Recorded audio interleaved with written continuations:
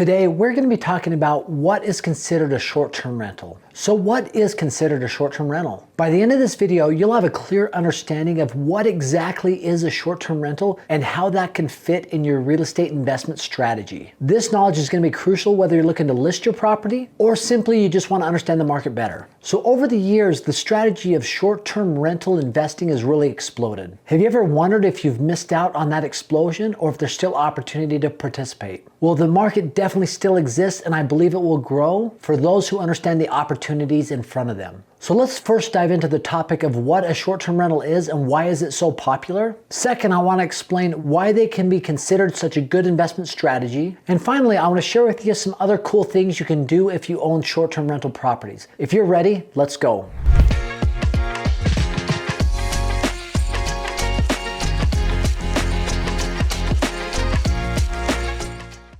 So what is a short-term rental and why has this investment strategy exploded over the last few years? So a short-term rental is considered like a home, a townhouse, a condo. It could be a lot of different things. But by definition, it's a furnished living space that is available for short-term stays, anywhere from a few nights to 30 days. Now, the interesting thing is a lot of states define this differently, but most of them fall 30 days or less. There's a few states that are at 90 and a couple that are at 180 days to be considered a short-term rental. They can be located anywhere and they are going to be an alternative to a hotel stay. But the cool thing about short-term rentals, it really can be any property. I've seen some really cool Airbnbs out there, from a yurt out in the forest to a teepee to a grain bin that has been remodeled and formed into a short-term rental. I've even seen box cars that have been converted to short-term rentals. So a short-term rental can literally be anything unique and different that somebody stays at for a short period of time, definitely less than 30 days. And one of the reasons they're growing in popularity is it is an alternative to a hotel stay where people want more of an experience, right? If you think about it, you've probably seen that cool Airbnb commercial where they talk about a family vacationing and they show up at the hotel. There's two beds, everybody's in the same room, so the parents sleep in one bed, the kids sleep in another bed, and it says your bedtime is their bedtime. Then it shows them at a house or an Airbnb where the kids are upstairs, the parents are downstairs, and you're able to spread out and enjoy your vacation so much more when you're not all in the same room all the time. And that's really what people are looking for when they travel. And speaking of traveling, the demand to travel has not gone down, it's only gone up. And honestly, it seems like the current generation is really driving those numbers. A report that I read just recently said that the fact that millennials are traveling more is really driving a lot of this demand for travel and tourism. And I think that people understand how important an experience is. And if you talk to most people who've ever traveled outside of their own country, a lot of times they'll say that is one of the best ways to gain experience. And I'm a huge believer in investing in experiences. And like I said, one of the best ways to do that is travel. I remember many years ago, I took my wife and two youngest boys to travel to Portugal. And we stayed in an Airbnb that was a 5-minute drive from the beach. And we did some cool things, visited some amazing places. Ironically, I asked my youngest at the time, what was your favorite thing about the trip to Portugal? And guess what his response was? His response was the pool at the Airbnb. That's the type of impact that these Airbnbs can have on people when they go there and travel. It is something unique and different that everybody can have an amazing experience by participating in the short-term rental craze.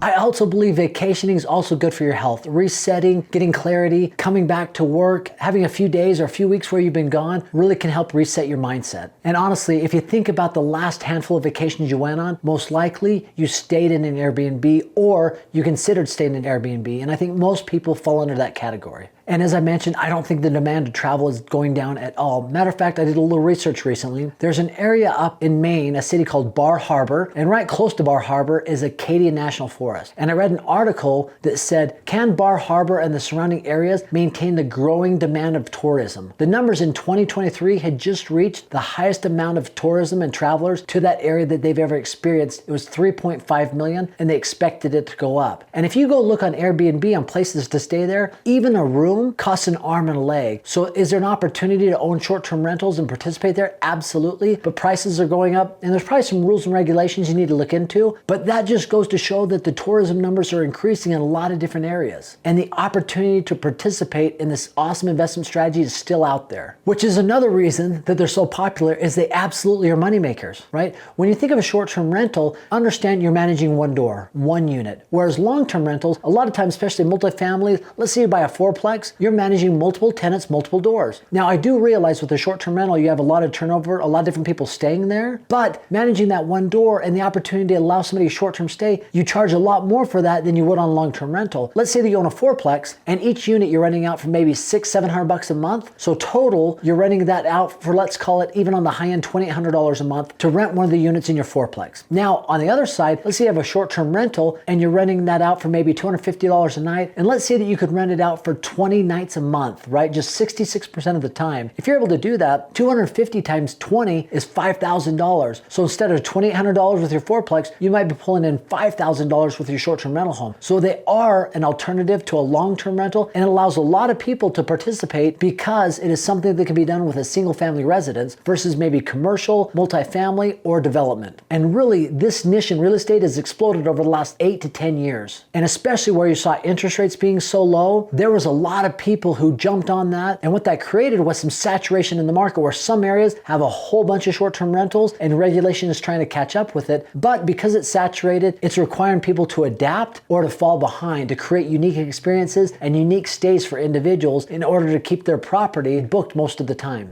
And another thing about short-term rentals, it is a great investment strategy. As I mentioned, it allows the normal person to be able to participate in this. You can take an existing home and convert it into a short-term rental. On a quick example, we bought a home in Blue Ridge, Georgia. It wasn't a short-term rental. It was a permanent resident, but we bought that and we converted it into a short-term rental. We loved the area, we loved where it was located, and loved the amazing views of the sun setting over the Blue Ridge Mountains. As we converted it to a short-term rental, we bought that property for just over $500,000. Closing costs and everything, because I bought it as a second home in my own name, I was only required to put 10% down. So closing costs and everything, I was close to $70,000. So $70,000 in that first year, the property did about $83,000 in revenue. When you minus out all the expenses and everything, the property returned about $30,000. So if you look at it as far as an investment strategy, I outlaid $70,000 in cash to participate in this real estate investing strategy of owning a short-term rental. And then it produced $30,000 in net income after all the expenses were paid for. So from $83,000 minus all my expenses, my mortgage payment, $30,000 is what I took home. If you look at that $30,000 and you divide the money that I spent to get that property and divide that into $30,000, you're looking at just over a 40% cash on cash return. There's very few places in the marketplace where you can get a 40% return. If I were to tell you, give me $70,000 and every year I'm going to give you $30,000, would that not be one of the best investment strategies you could have? I mean, every single year, if I were to give you $25,000 to $30,000, you would have your original investment paid back in 3 years or less. And that's another reason why these have become so popular.